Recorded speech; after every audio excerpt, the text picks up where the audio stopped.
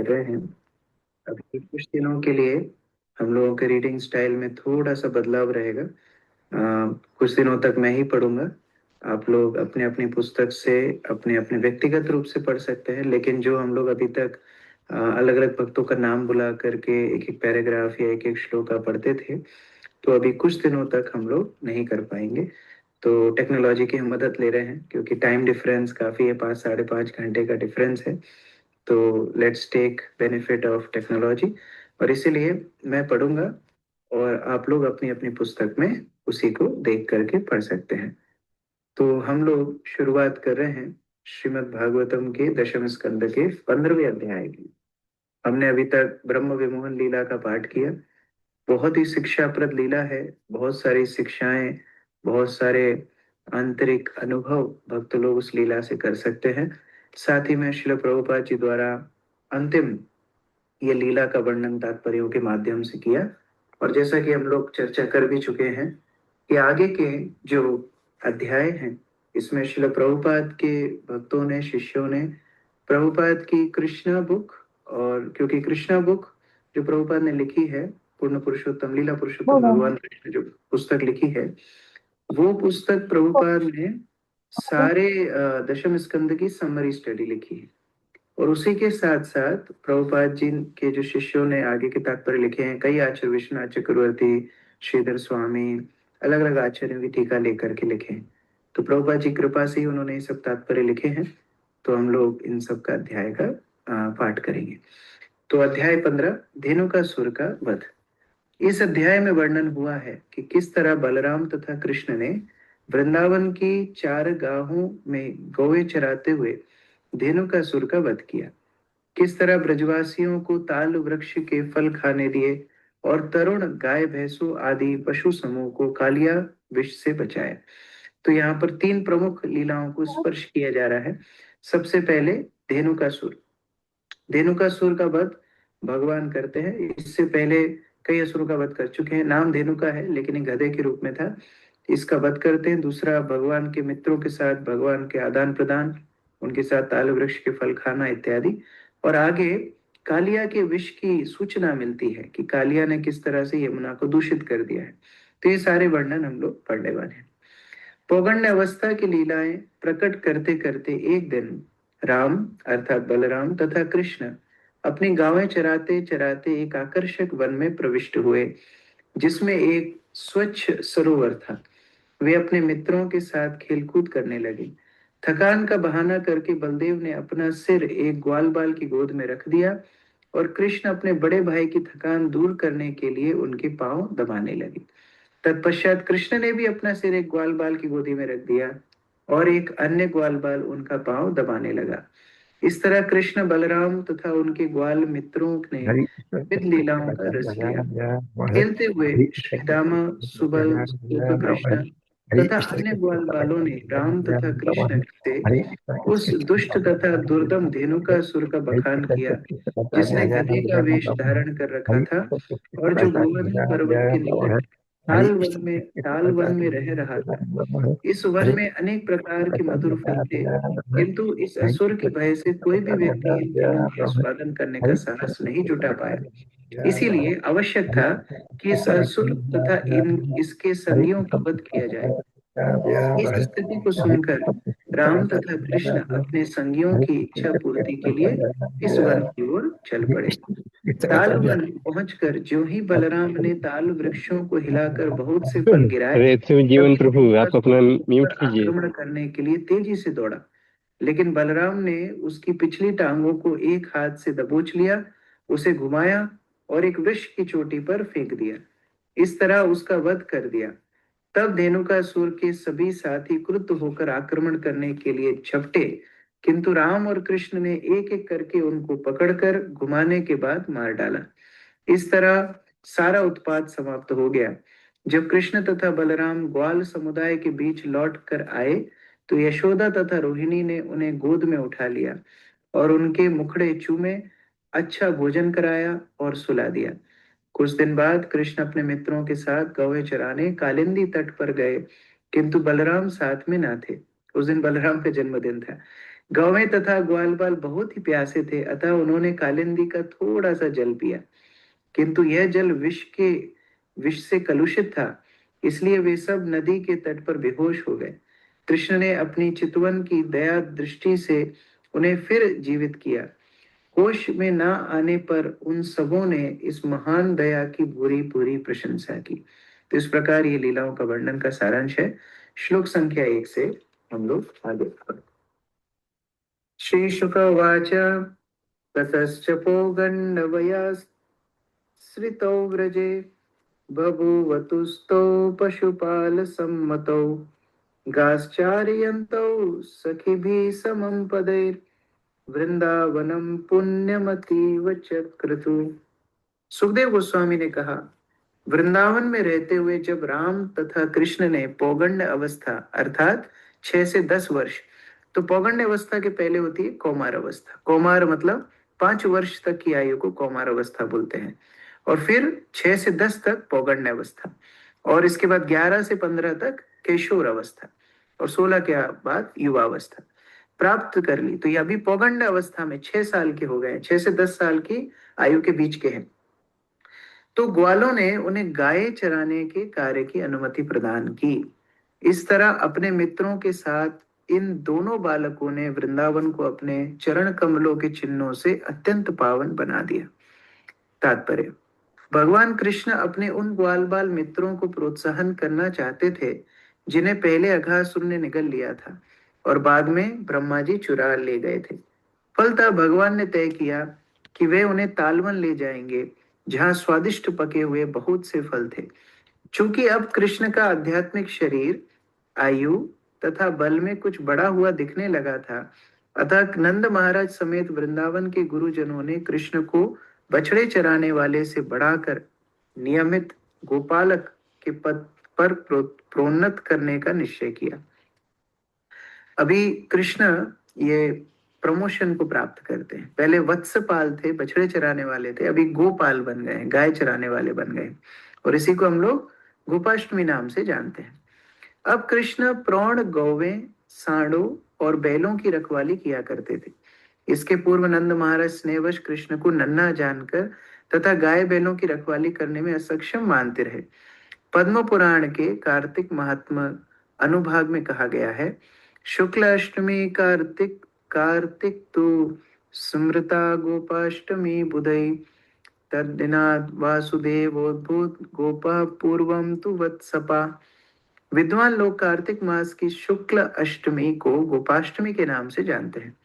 उसी दिन से भगवान वासुदेव गांवों की सेवा करने लगे, जबकि इसके पूर्व बछड़े चराते थे।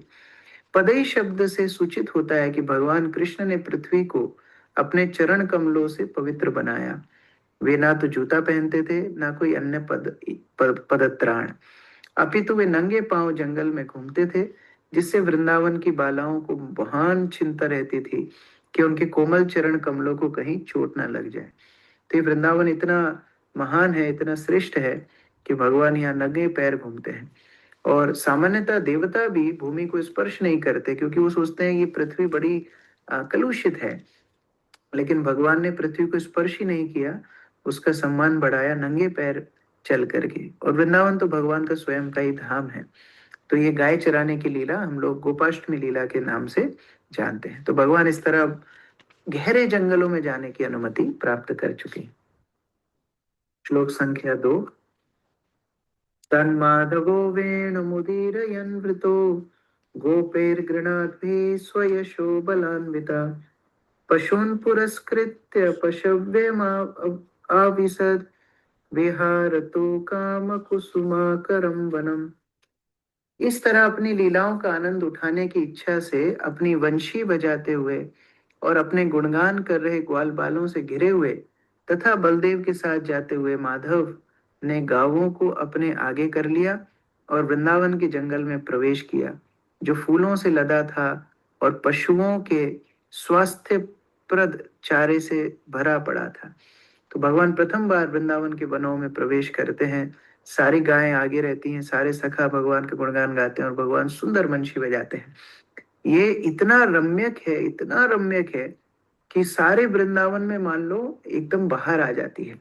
यहाँ पर यद्यपि बोला गया है कुसुमाकरम, फूलों से परिपूर्ण वन है, सारे चरने वाले पशुओं के लिए सारी सुविधाएं उपलब्ध हैं, लेकिन ये सब मानो एक साथ प्रकट हो गए, सारे ऐश्वर्य प्रकट हो गए जैसे ही भगवान ने वन में प्रवेश किया।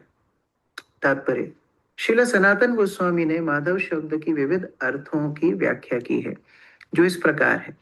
माधव सामान्यतः उस कृष्ण का सूचक है जो लक्ष्मी के पति हैं या लक्ष्मी के प्रेमी हैं। उक्त नाम यह भी बताता है कि कृष्ण मधु वंश में अवतरित हुए। चूंकि वसंत ऋतु का भी नाम माधव है, अतएव जो ही कृष्ण ने वृंदावन जंगल में प्रवेश किया तो उसमें स्वतः वसंत वैभव छा गया। वो पुराना गाना है, आने से जिसकी आई बहार, वो भगवान के लिए लागू होता है। वास्तव में भगवान जहां पैर रखते हैं वहीं पर मंगलमय वातावरण हो जाता है। वह फूलों से, शीतल मंद वायु से तथा स्वर्गिक वातावरण से परिपूर्ण हो गया। कृष्ण का माधव नाम से विख्यात होने का यह भी कारण है कि वे माधुर्य प्रेम के स्वाद मधु में अपनी लीलाएं करते हैं। वे मधुराधिपति हैं, इसलिए भी माधव हैं। भगवान कृष्ण श्री वृंदावन के जंगल में प्रवेश करते ही जोर से अपनी वंशी बजाते, जिससे उनकी जन्मस्थली ब्रजधाम के निवासियों को अचिंत्य आनंद प्राप्त होता था।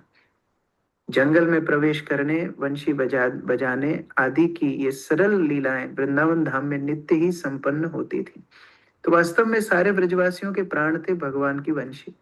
जैसे भगवान वंशी बजाते थे, सब अपने कार्य रोक करके एकदम आनंद निमग्न हो जाते थे।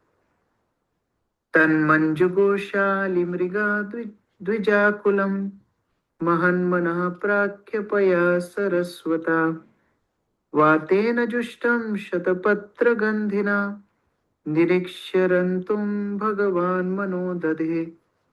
भगवान ने उस जंगल पर दृष्टि दौड़ाई जो भौरों, पशुओं तथा पक्षियों की मनोहर गुंजर से गुंजायमान हो रहा था। इसकी शोभा महात्माओं के मन के समान स्वच्छ जल वाले सरोवर से तथा 100 पंखड़ियों वाले कमल की सुगंध ले जाने वाली मंद वायु से भी बढ़कर थी।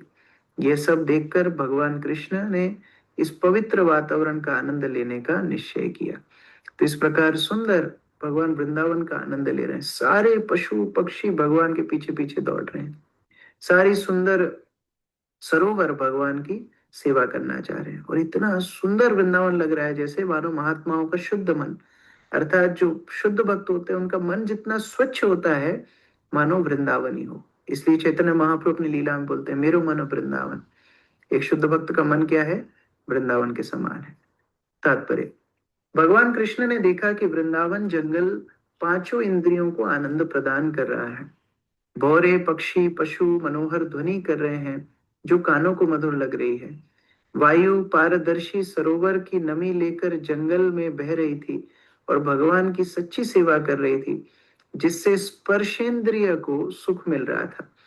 वायु की मधुरता से स्वाद की भी अनुभूति हो रही थी और कमल के फूलों की सुगंध नथनों को आनंद प्रदान कर रही थी। संपूर्ण जंगल में स्वर्गीय सौंदर्य छाया था, जिससे नेत्रों को आध्यात्मिक आनंद मिल रहा था। श्रील विश्वनाथ चक्रवर्ती ठाकुर ने श्लोक के महत्व की व्याख्या इस रूप में की है। तो ये वृंदावन का वास्तविक स्वरूप है, जहाँ भगवान कृष्ण उपस्थित हैं, जहाँ वो वंशी बजा रहे हैं, और वृंदावन का सौंदर्य, उनकी मधुरिमा सारी इंद्रियों को तुष्टि दे रहा है। हम भी वृंदावन जाते हैं, लेकिन हमको ये अनुभव नहीं होता, क्योंकि हम भौतिक रूप से वृंदावन को देखने का प्रयास करते हैं। लेकिन जब कोई शुद्ध भक्त भगवान के चिंतन में निमग्न होता है, भगवान के नाम रूप गुण लीला के ऊपर अपना ध्यान स्थित करता है, वो वृंदावन ही पहुंच जाता है। वो कहीं पर भी हो, वृंदावन के ध्यान करके यही आनंद उठा सकता है। श्लोक संख्या 4।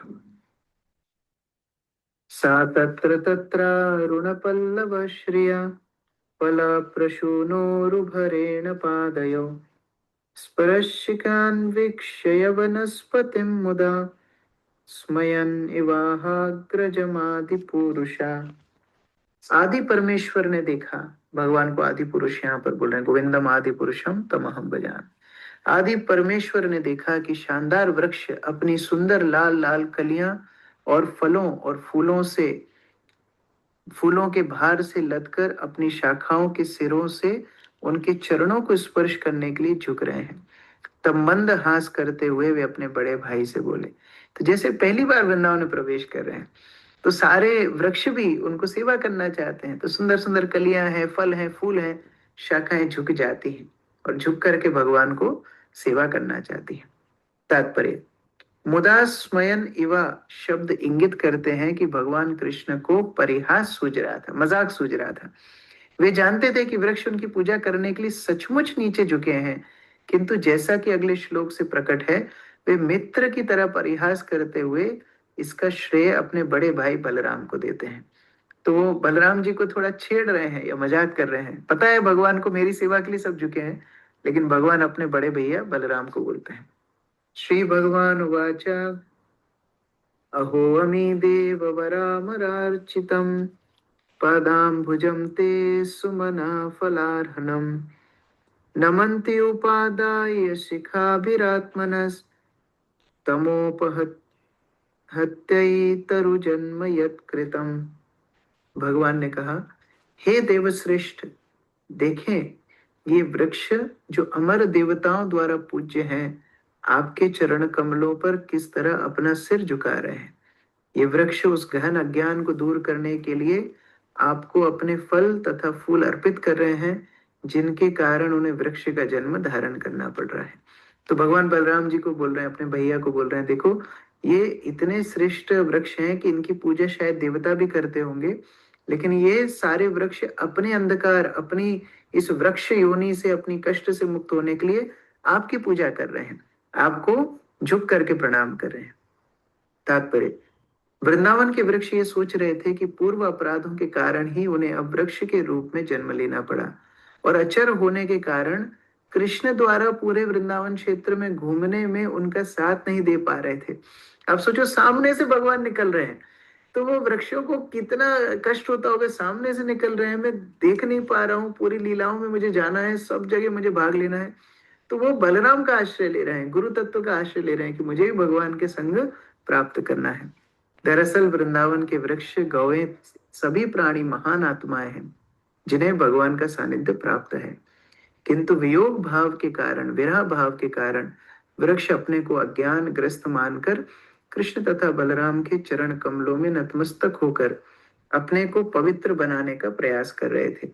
भगवान कृष्ण उनके मनोभावों को समझकर उन पर स्नेह दृष्टि डालते हुए अपने बड़े भाई बलराम से उन सब की भक्ति की प्रशंसा करने लगे। एते लीनस्तव यशोखिल लोक तीर्थम गायन्त आदि पुरुषानुपथम भजन्ते प्रायोमि मुनिगणा भवादिया मुख्या गूढ़ं वनेऽपि न जहति अनघात्म देवम।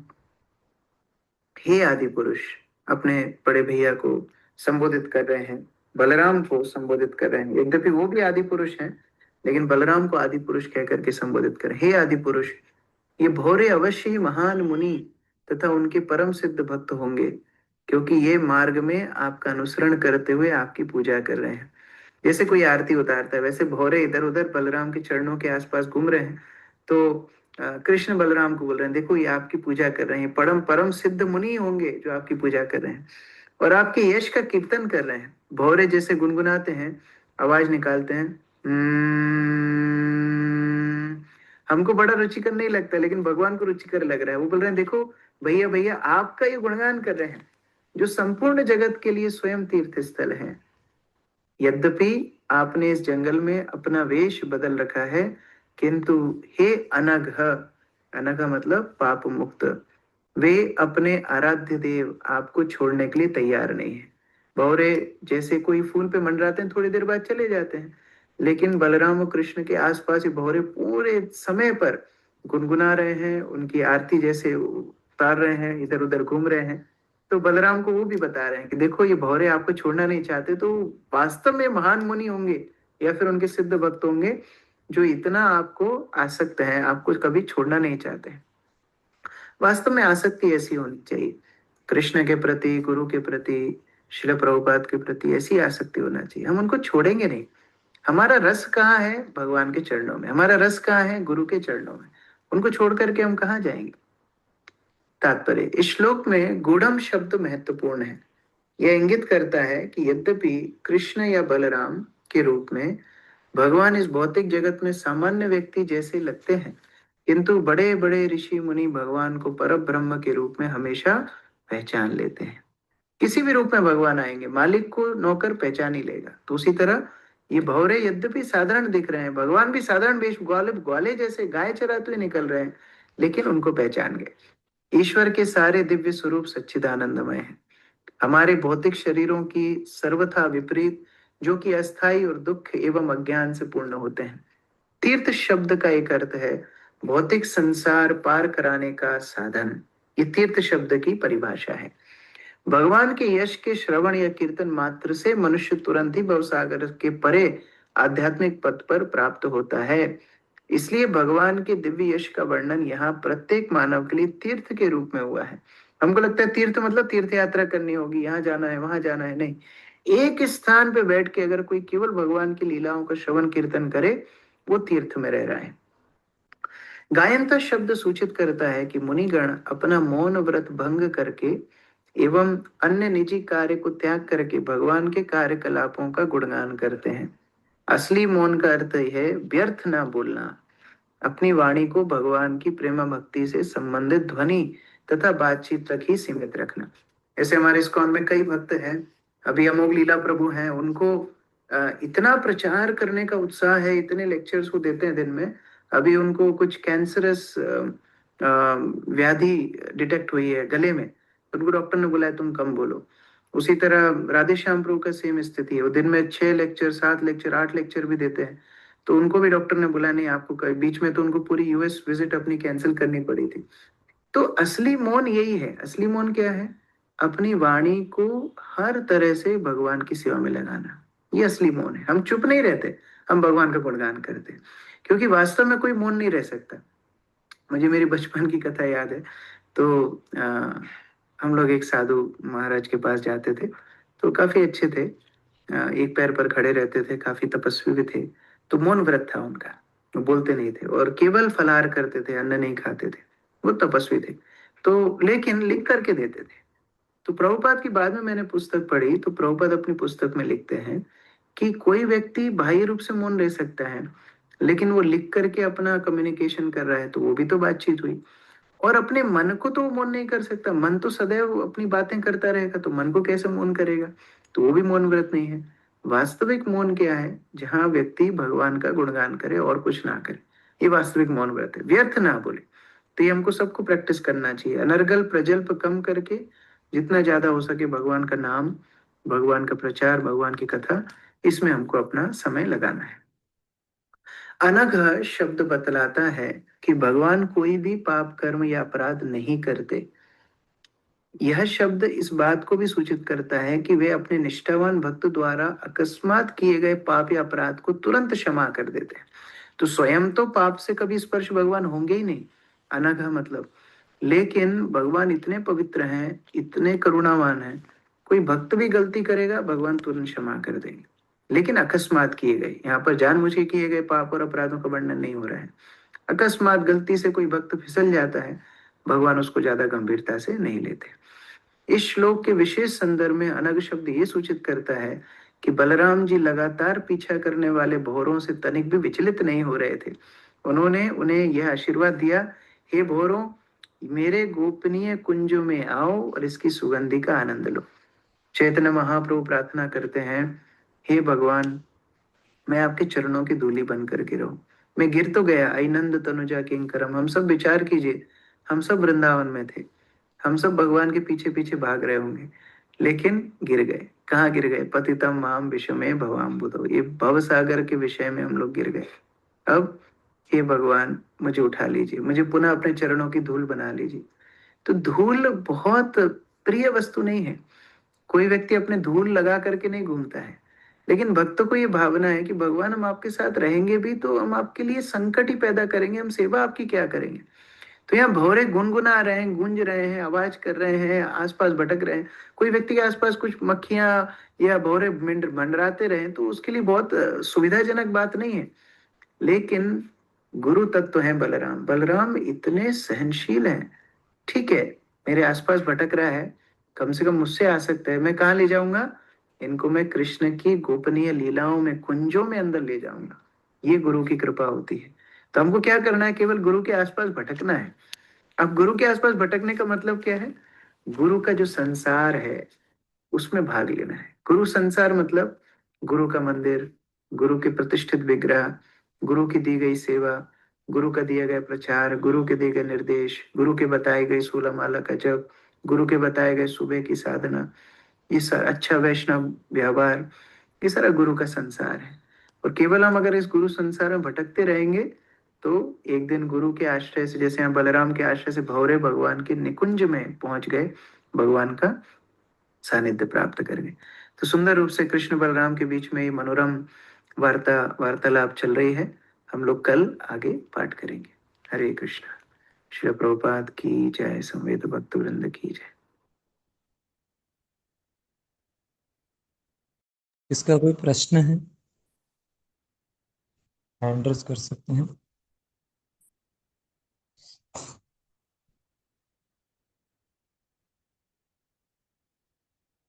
हाँ, दीपा प्रिया माता जी, हाँ बताइए। हरे कृष्णा प्रभु जी, दंडवत प्रणाम। मेरा प्रश्न तो नहीं है प्रभु जी, पर मैं अमोघ लीला प्रभु जी से काफी मतलब मेरा अटैचमेंट है उनसे, क्योंकि मैं उनकी वजह से भक्ति में आई थी। तो बहुत दुख हुआ मुझे सुन के प्रभु जी। तो उनके लिए हम क्या कर सकते हैं? किनके लिए, किनके लिए? अभी प्रभु जी ने अमोघ लीला प्रभु जी के बारे में बताया था ना। Yes yes. मैं उनकी वजह से ही भक्ति में आई, और उनके बारे में मतलब मुझे बहुत तकलीफ होती है अगर उनको कभी कुछ ऐसे होता है तो। नहीं, एक्चुअली मैं क्या बोलूँ, मतलब प्रभु जी का लेक्चर अभी जो था, तो अमोघ प्रभु जैसे और जैसे और भी वैष्णव हैं जिनकी करुणा की करुणा का जो कहते हैं ना, कृपा की जो अवदान इस जगत के लिए इतना बड़ा है। सारे भक्त दुनिया में उनके लिए ऋणी रहेंगे। और हम लोग डेली बेसिस में, जैसे मैं मेरे पर्सनल लाइफ में कृष्ण किशोर प्रभु और अलग अलग डिवोटीज के लिए प्रार्थना करता हूँ कि इन लोग के रहने से ही भक्ति लाइफ में हम लोग आगे बढ़ सकते हैं ना। जैसे कहते हैं ना, गुरु गुरु रहने से ही भक्ति, कहते हैं ना, कहते हैं क्या बोलते हैं उसको, कि जैसे दिवाली का ऑफर होता है ना, 1 से 2 मिलता है, फिर मतलब 50 रुपया दो, फिर उसमें डबल बेनिफिट ऐसा कुछ मिलता है। तो गुरु रहने से ही भक्ति जो है वो ऐसे ही स्वतः हो जाता है, और गुरु का बिना भक्ति करना मुश्किल है बहुत। तो यदि आपका भावना ऐसा है माता जी, तो मैं तो सतत नमन कर रहा हूँ, क्योंकि ऐसी भावना कलयुग में होना बहुत मुश्किल है। तो भगवान से प्रार्थना करिए अमोघ लीला प्रभु का तबीयत और उनके प्रचार और बढ़ता रहे। और मैं सच में अमोघ लीला प्रभु को जितना देखा हूँ व्यक्तिगत रूप से, तो वो इतने मतलब सेवा में भी इतने दक्ष हैं, और उनको प्रसाद लेने का भी समय नहीं रहता। कई बार वो गाड़ी में ही प्रसाद लेते हैं। तो मैं देखा हूँ कि क्या लाइफ है। एक व्यक्ति खुद के जीवन के लिए जीता है, एक व्यक्ति दूसरे के जीवन के लिए जीता है। हम जैसे घर में बैठे थे प्रभु जी, इस्कॉन को नहीं जानते थे, लेकिन अमोघ लीला प्रभु जी की वजह से हमारी लाइफ में भक्ति आई। तो उनके तो हमेशा, प्रभुपाद जी के उनके हमेशा ऋणी रहेंगे। जो उनको कभी कुछ भी होता है तो मुझे बहुत प्रॉब्लम होती है। तो हाँ अभी हाँ हाँ। उनसे हाथ पैर सुन हो गए मेरे प्रभु जी की, क्या करें उनके लिए? प्रार्थना करिए। अभी हम लोग में हम तुलसी भगवान को चढ़ा सकते हैं, मतलब भगवान से प्रार्थना कर सकते हैं।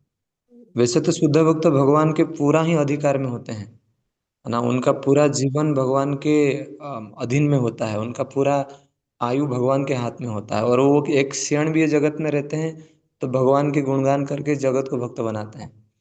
तो उनके लिए फिर हम लोग बस एक, कहते हैं ना कि थोड़ा भगवान से प्रार्थना करके उनके मतलब दीर्घायु और साथ साथ में उनके प्रचार को और भगवान बढ़ाएं, इस प्रकार प्रार्थना करना चाहिए।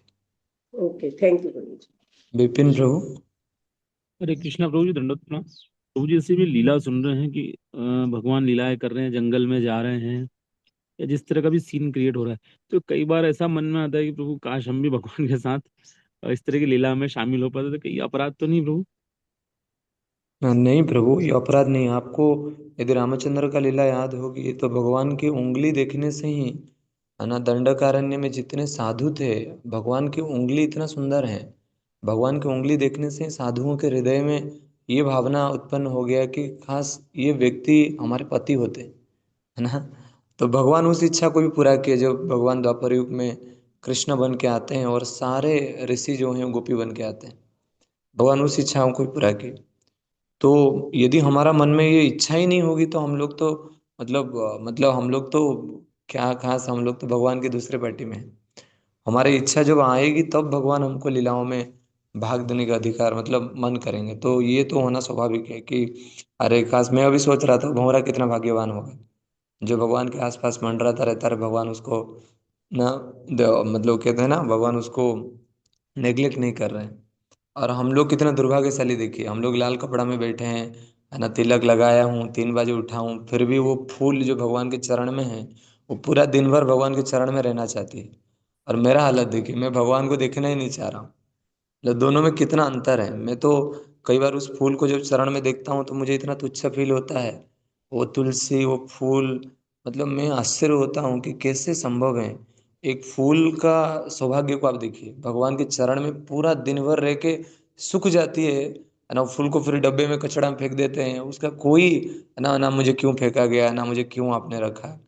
तो उसका वो सौभाग्य है कि उतने समय तक उसको भगवान के चरण में रहने का मौका मिला। मुझे नहीं लगता जितने समय फूल भगवान के चरण में रहता है उतना समय मैं भगवान के सामने खड़ा हुआ अभी तक। मुझे नहीं लगता ऐसा दिन मेरा अभी तक आया है।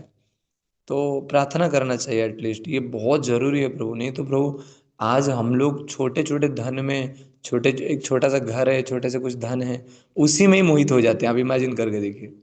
और ब्रह्मा जी तो पूरा संसार होने के बाद भी, है ना, एक बार ही मोहित हुए हो। तो हमारे लिए ये कितना जटिल विषय है यदि इसके ऊपर विचार हम करके देखें तो इसीलिए हमेशा भगवान को स्मरण करके ये प्रार्थना करना प्रभु कि प्लीज इस जीवन के बाद आपके साथ में रखिए। और गोलोक वृंदावन में क्या होता है कि भगवान एक है, परंतु भगवान हर जगह में मिल जाते हैं व्यक्ति को। जैसे अभी आप एक हो, आपको हर जगह में नहीं मिलोगे आप, परंतु भगवान प्रत्यक्ष रूप में व्यक्ति को मिलते हैं हर जगह पे। गोलोक धाम तो इस जगत का 3 गुना है। मतलब इसका ये एक भाग है, गोलोक गोलोक वृंदावन 3 भाग है ना। तो फिर वहां पे भगवान प्रत्यक्ष रूप में हर व्यक्ति के साथ हमेशा लीला करते हैं। तो मतलब भगवान कितने होंगे, इसलिए भगवान का नाम है अनंत है। क्योंकि हमारा जो सीमा है वो बहुत सीमित है और भगवान असीमित है। इसीलिए यदि हमारा अंदर में जो इच्छा है उसको पूरा करने के लिए एक ही व्यक्ति है, वो है कृष्ण। क्योंकि हमारा अनंत इच्छा को कोई व्यक्ति इस जगत में पूरा नहीं कर सकता, तो वो भगवान के पास जाके ही पूरा होगा। इसलिए प्रार्थना करना चाहिए भगवान के पास। थैंक यू बसंत प्रभु जी। प्रभु। बसंत प्रभु। हरे कृष्णा प्रभु जी, धन्यवाद प्रणाम। प्रभु जी, दो चीजें था। एक तो जो विपिन प्रभु अभी प्रश्न पूछे, तो मेरे मन में भी आता था कि श्रील प्रभुपाद जी के टाइम में अगर हम होते कितना अच्छा होता। फिर बाद में मैंने ऐसे भगवान से प्रार्थना करते करते सोच रहे थे, एक्चुअल में हम अभी भी तो इस चैतन्य महाप्रभु के आंदोलन में है, जो भी हमें गुरु वैष्णव इंस्ट्रक्शन दे रहे हैं और कई सारे रियलाइजेशन भी हो रहे हैं कहीं ना कहीं। बस हमें इसको और अच्छे से फॉलो करने का प्रयास करना है। तो थोड़ा सा मन शांत हो रहा था कि हाँ। और प्रभु जी, मेरा प्रश्न था कि आज प्रभु जी ने क्लास में बताया कि व्यर्थ की बातें और मौन में बता रहे थे। तो मैं भी प्रयास कर रहा था कि जैसे किसी से फोन पे बात करूं तो उसमें कृष्ण सेंटर में हो, भगवान के नाम बताऊं, जो भी स्टूडेंट्स मिल रहे हैं उनको बताऊं। पर होता क्या है, दो चीजें, पिछले बार जब मैंने ये किया तो इसके बहुत सारे कंप्लेन आ गए हमारे ऑफिस में कि वो सर से मिलते हैं तो हरे कृष्ण महामंत्र और ये वो बताते हैं। तो थोड़ा इस बार मुझे इसको रोकना पड़ा। दूसरा, ऑफिस में जो पहले जब हम भक्ति में नहीं थे तो उसका जो एटमॉस्फेयर था, कुछ व्यर्थ की बातें ज़्यादा होता था। तो कभी कभी हम भूल जाते हैं, कभी कभी क्या कि वो लोग जब बातें करते हैं तो हरि बोल होता है, लेकिन बीच में कुछ अलग ही फालतू बातें हो जाती है। तो फिर मुझे बाद में दुख होता है। तो कैसे इस सब चीज़ को मैनेज करें? हरे कृष्ण। देखो, जॉर्ज हरिसन को जो प्रभुपाद ने मिले ना, तो जॉर्ज हरिसन को प्रभुपाद ने दीक्षा नहीं दिया।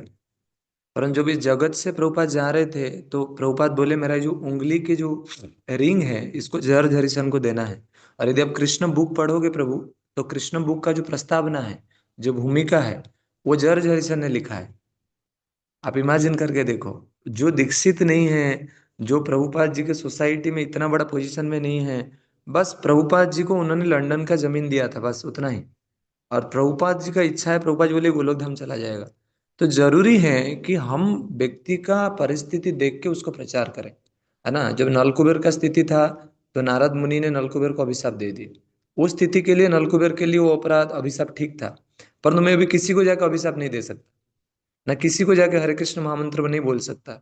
जैसे अस्त्रधल व्यक्ति को हरे हरे कृष्ण महामंत्र उपदेश करना ही अपराध है।